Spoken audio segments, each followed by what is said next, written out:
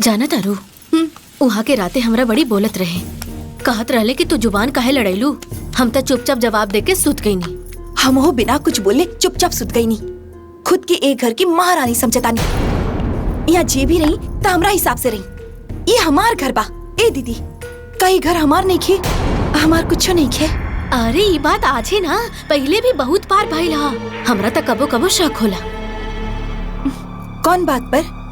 अरे ये है केहू बार बार ये बात काहे कही, हमार घर बा हमार घर बा। हमनी के मरद के तो कोनो लेना देना बा ना, ऐ प्रधानिन के तो खाली यहे काम बा। हमरा तो कबो कबो बुझाला कहीं सारा प्रॉपर्टी अपना नाम न करा ले होखे। पर दीदी कैसे पता चली? सुना,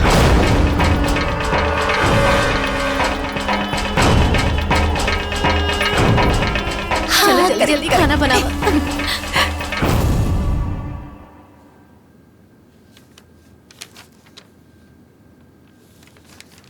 अरे ये राम रतन वाला फाइल कहाँ रखल बा? ओही जा हुई। हाँ, मिल गई।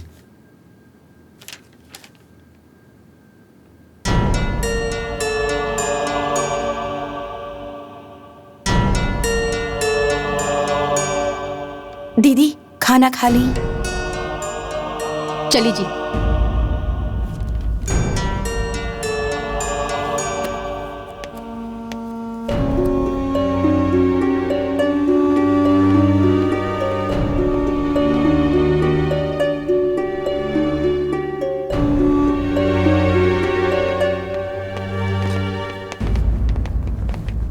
खाना खाला ना।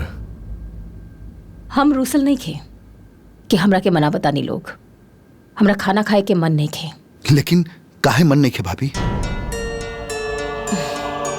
कल रात हमार इतना पेट भर गई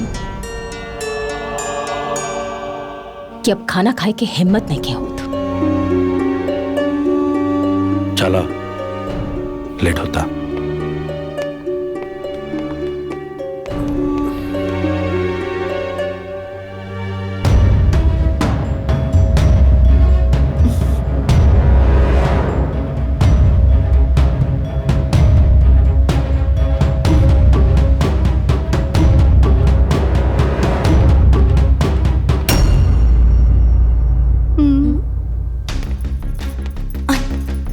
दीदी आई, जल्दी देखो। ओजे हुई, ओजे ओजे, हम देखा था। वहाँ देखा। तो देखा, हम देख क्या बतानी। हाँ हाँ।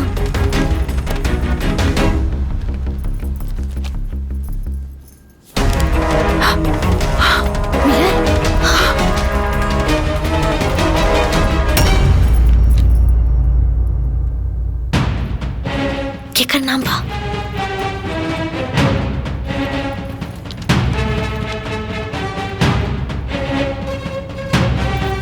मोबाइल दी, मोबाइल। लॉक खोल के दी ना दीदी। हाँ,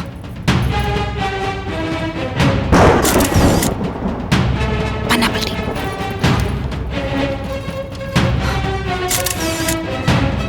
और एक पलटी।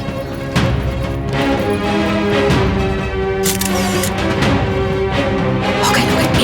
चलो चलो, जल्दी चलो जल्दी। हाँ चलो चलो चलो। जौना भाई के राम, भौजाई की सीता समझ ले लोग। वो लोग बेईमान निकल गए। ए, तार दिमाग खराब बा, करबू फालतू बात। दिमाग नहीं के खराब भइल, रउआ दोनों जना की आंख पर टप्पर बनहाइल बा। सारा जमीन उ दोनों जना के नाम पर बा। हाय देखी।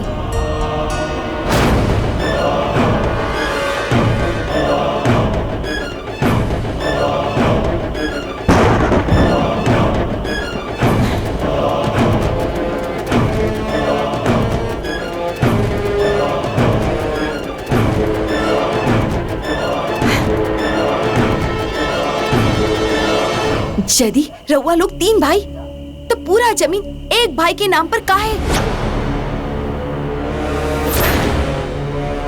अगर वो दोनों घर से निकाल दिए तो सीधा रोड पर। यदि तीनों जना एक बाप के बेटा बानी तो संपत्ति में हिस्सा बराबर काहे नहीं के? यदि जमीन खरीदायल रहे तो जमीन भौजाई के नाम पे काहे? रउआ तीनों जना के नाम पे काहे ना? बर्बाद हो गए नहीं ना लोग, आगे नहीं ना रोड पे। ई कलजुग बा, कोनो लक्ष्मण बने की जरूरत नहीं खे, ना तो बाद में पछतावे के अलावा कुछ ना मिली। दोनों जना प्रधान दिखा देलस ना अपन प्रधानी। भैया,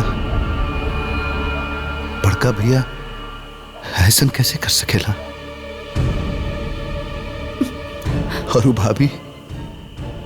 और भाभी भी धोखाधड़ी में शामिल हो गई।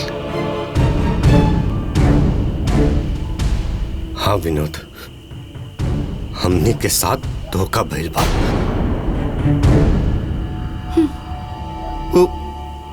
उन लोग के मन में स्वार्थ समा गया। लेकिन अब सब क्लियर हुई।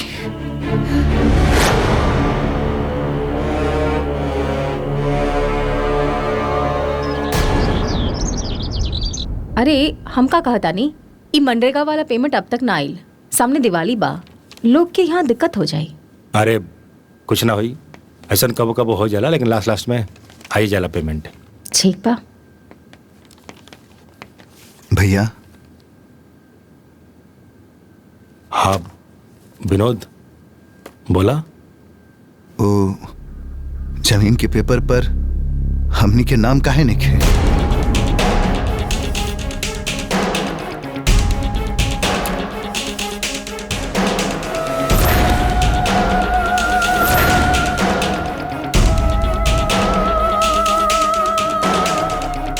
कैसे पता चलल? वो सब छोड़ी ना भैया जी, पहले ही बतावा, जब हमनी तीनों भाई बाड़े सन तो जमीन के कागज पर हमनी के नाम काहे नहीं किया? एक मिनट, पहले ही बताओ कि तोहनी के बतौलस कि तोहनी के पेपर पर नाम लिखे? हम बतावनी, हम पूरा कागज चेक कई नहीं, नाम ना रहे तब बता देनी। शाबाश। जब हमनी के घरे न रहनी हा तो हमार बक्सा अलमारी चेक करता रह लोग। बहुत बढ़िया। वो सब शाबाश। ठीक बात बा भाभी, सब ठीक बात बा, लेकिन पहले ये बात बताबा कि जमीन के पेपर पर हमनी के नाम काहे लिखे? अरे हमनी कमा कमा के पूरा कमाई रवा लोग के हाथ में दे देनी, आंख बंद करके, ये भरोसा पर कि भैया भाभी हमनी के ख्याल रखी। लेकिन तू तो छल कर देला हो भैया। अरे विनोद, जमीन के पेपर पर तोहनी के नाम होके या ना होके उसे काले दे कबा। अच्छा देखत बड़ा विनोद, ऐसन कहाँ होला जेकरा नाम पर जमीन होला उहे मालिक होला। ए नालायक, तोरा जमीन पर जोन करे कबा करना, अगर तोरा के केहू बोले टोके ताक हमरा के बोल। अरे भैया, बात के गोल गोल मत घुमावा, सीधा सीधा बोला कि तू लोग हमनी के साथे छल काहे कैला, अब पूरा संपत्ति अपना नामे काहे कैला? तो का चाहता रे लोग, बोलो। जमीन के पेपर पर हमनी के नाम चढ़ावा। ना चढ़ी। काहे? काहे कि ओमे तोनी लोग के हिस्सा हो ही नहीं खे सकत। जब आपन नाम लिखवा लेनी तो हिस्सा हुई कहाँ से? हाँ तो ये लोग चाहत रहे दूसरा के कमाई पर राजा बने के। कल तोहनी लोग के खिलाफ हम पंचायत बटोरब, हर पेपर में छपवाई प्रधान और प्रधानपति के बेईमानी, पूरा गांव वाला के इकट्ठा करके सारा पोल पट्टी खोल दे तोहनी लोग के। बोल में पड़ के आवाज ऊंचा कैला से चरित्र ऊंचा ना हो जाई। तोनी लोग धोखा देके हमनी के जीरो कर देला, जीरो। हमनी के कंगाल कर देनी लोग। का भरोसा, काल दिन धक्का मार के सड़क पे ला दे वो लोग। और ही का?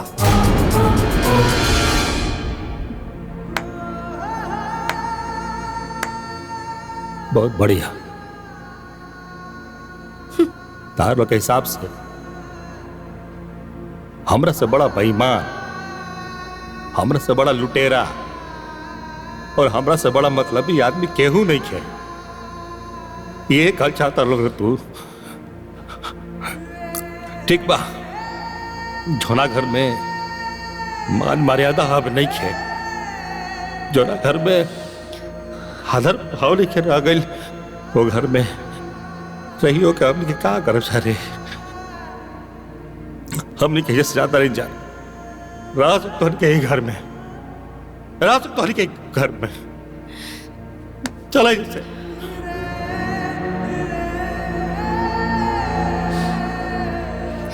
चला।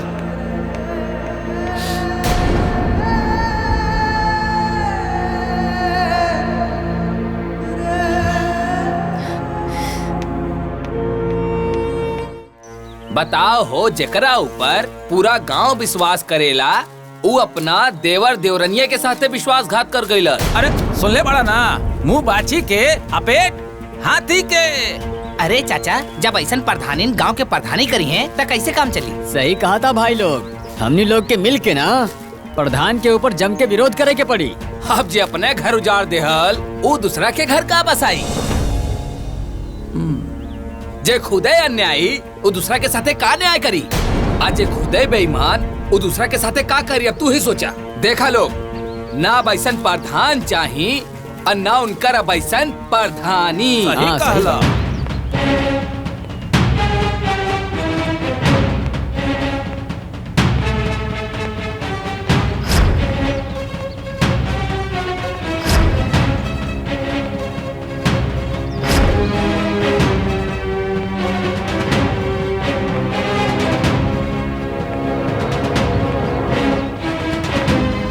अरे कहाँ बारह लोगन, बाहर निकलो सन, बाहर निकला, निकल बाहर। हाय देखा लोगिन, हाँ बड़का बड़का फेंक के गल रानी। अब का भइल? आँखी के लाज शर्म खत्म हो गई। हाँ, पेट के आग ना बुझल होई त का करी है? अरे चुप! तोहनी के तो वो लायक न बारह लोगन कि तोहनी के हाथ के छुअल पानी में पियल जाओ। राम जैसन भाई, सीता जैसन भौजाई के ऐसन इल्जाम लगा के घर से बाहर निकाल देला लोगन। अरे तोहनी जैसन नीच अस्वार्थी के ता मुंह देखल पापा। हाँ, तेरा हुआ दोनों के एजेंट बानी त काहे न दुख होई? नाश! ई कुल घर के नाश कर देला तोहनी लोगन। हे मामा, अब तू ज्यादा बोल रहल बड़ा। चुप! तोहनी के ता इजे दुनिया में वजूद बानू, सिर्फ और सिर्फ उहे दोनों भाई या भौजाई के वजह से बा। हाँ, कौना वजूद के बात करा तड़ा मामा? अरे वजूद तो वो दोनों हमनी के खत्म कर देला, सगरो जमीन जायदाद के अपना नाम करके। कौना जमीन के बात करता रे? और कौना हिस्सा के रे? हैं? अरे तोहनी ओकर हवे कौन? काहे? ई दोनों भाई ना हवे? इनकर कोनो हिस्सा ना होला? अरे ई तो उनकर बड़प्पन बा जे तोहनी के भाई के दर्जा देलन। तोहनी जैसन अनाथ अभागा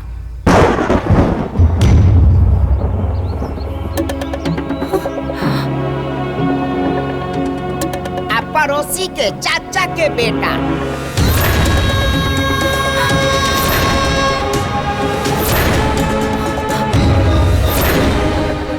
कौन अपन भाई बना के बाल पोस के इतना बड़का करेले?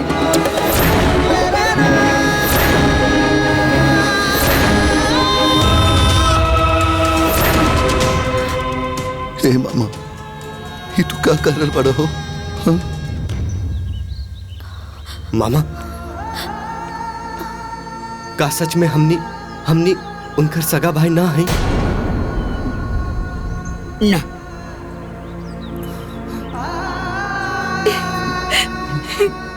तोहनी के माई बाबू के मरला के बाद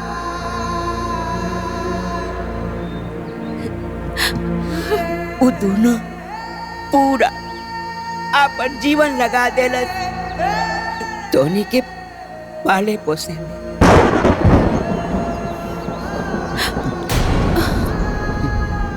यहाँ तक कि खुद वो दोनों बे औलाद रह गए।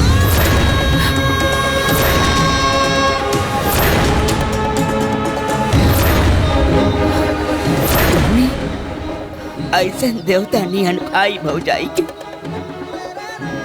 बेइज्जत करके घर से बाहर निकाल देला। इतना घटिया काम कैला। बाप रे बाप, कितना बड़का गलती हो गई हमनी से। ए भैया, अब का कइल जाओ? अब का करब? हमनी के किस्मत फूट गई। हमनी के हाथ में पट्टी बंधाइल रहे, बुद्धि हेराइल रहे। भगवान जैसन भैया भाभी पर शक कईनी। ए मामा, हमनी भैया भाभी के बहुत दुख पहुंचोनी मामा। तोहनी के पता बा, हम जे बार बार कहत रहनी अपन मोर बहन के दिहल वचन निभावे के खातिर तोहनी के मजाक लगत रहे। अरे वो मुअल बहन के हुआ और ना, तोहनी दोनों के माई रही।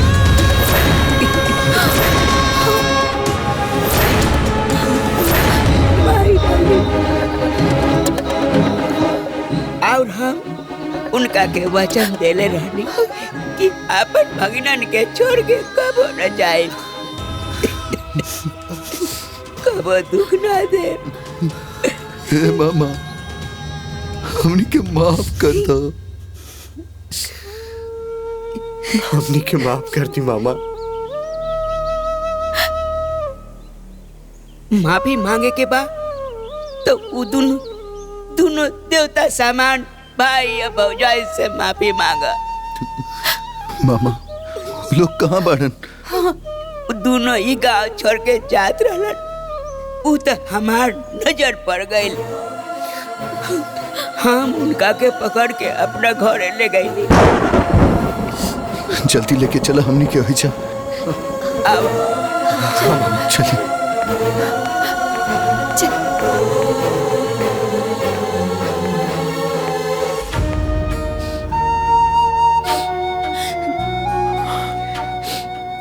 जा बन रहे, वो नाराज हो गई। गाँव वाला सब नफरत करे लगे। अब हमन के कहीं के ना रह गई, कहीं के ना। झूठ थोड़े कहल जाला कि दुनिया मतलब ही होकेला अपन आपन और पराया पराया ही होकेला। हमने केगो गैर के अपन मन नहीं जा, ओकरे परिणाम आई।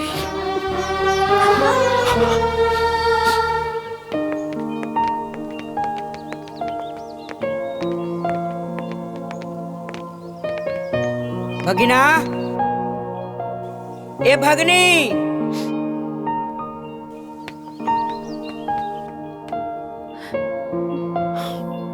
अभी मामा केकरा के लेके आ गया। जल्दी सांसों पोछा। आवा लोगन, देखा कौन आइल बा।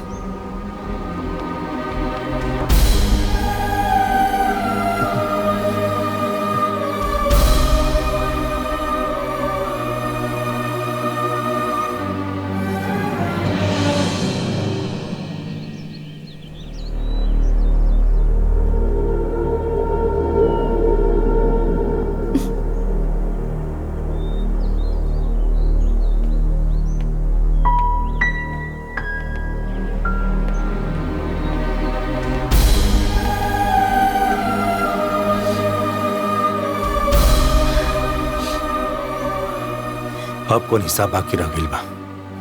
जौन लेवे आइल बड़ा लोग। अभी बहुत हिसाब बाकी बा भैया।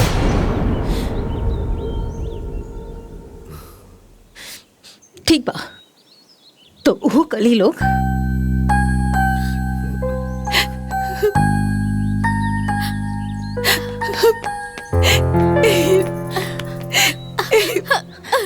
हम स्वार्थी हो गए रहनी है सर।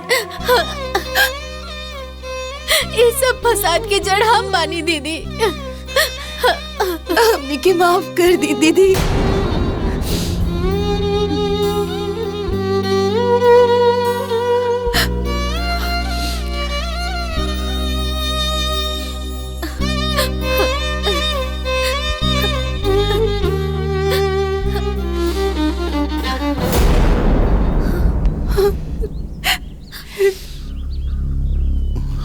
जवन खाफ तू लोग देले बाड़ू वो हमने कितना आसानी से नहीं के बुला सका।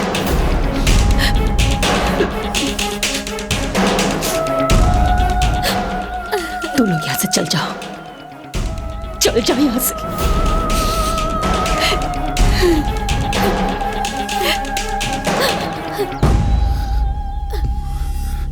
सुरात रखे का अब हमनी के केहू से कोनो मतलब नहीं खे।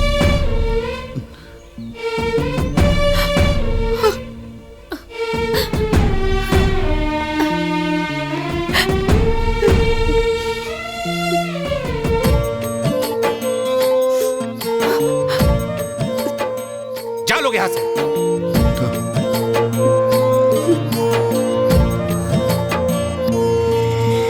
भाई भाई के रिश्ता टूटल, बचपन वाला साथ वो छूटल। हाय रे धन दौलत के कहीं सनमाया हो राम, हाय रे धन दौलत के। ए भगिना याद करा लोगन, एक बेर बेसहारा हो गए रहे तो हनिए सहारा दे ले रहला लोगिन। दोबारा ए लोग के बेसहारा मत कर। एक बेर जब सर से छत हट जाला नु उ घर घर न रहेला। एकनी के ऊपर से आपन साया मत हटावा। क्षमा कर दे एकरा के, क्षमा कर दे। के बा ई लोगन के ई दुनिया में हाथ जोड़ा ताने तोरा आगे। रोकला रोकला रोकला रोकला इन लोगन के। ए भगना ए भगनी रोकला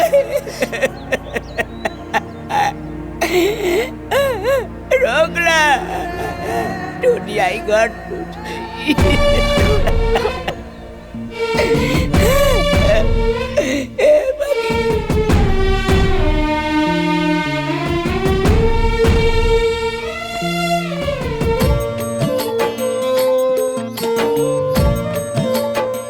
मनोज,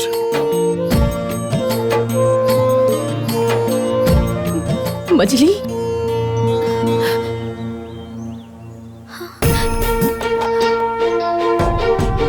हे विनोद,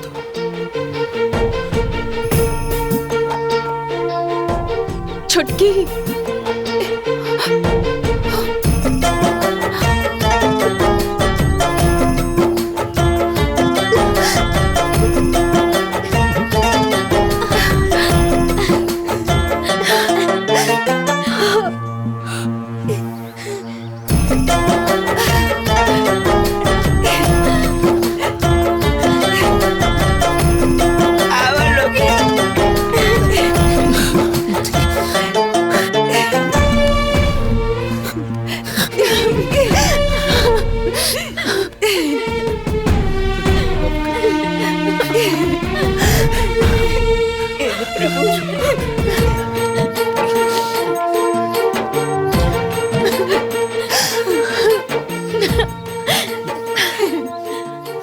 मत पगला, रोए के ना चाहिए।